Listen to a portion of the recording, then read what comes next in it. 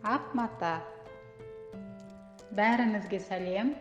Құрметті оқырман, видео басталмас бұрын каналға тіркеліп, қоңыраушаға басып, қазақ арнасының дамуына өз үлесіңізді қосыңыз.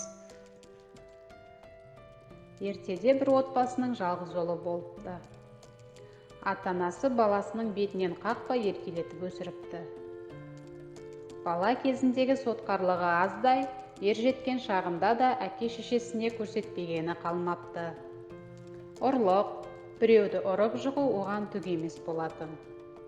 Үміт еткен ұлдарының мұндай болғанына ата-ана байғұс жүректері езіліп зар жылайды.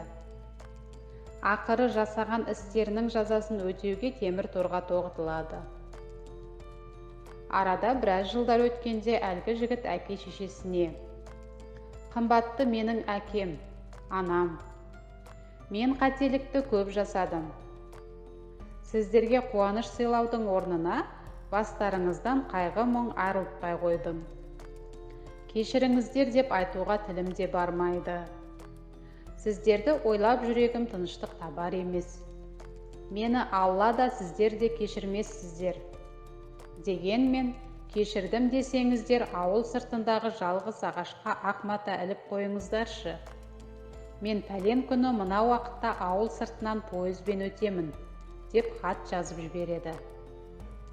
Аталған күні ауыл сыртынан өтіп бара жатып, тағатсыздана алыстан мұнартқан ағашқа қараса, әлгі ағаш толықтай ақ матамен қапталыпты.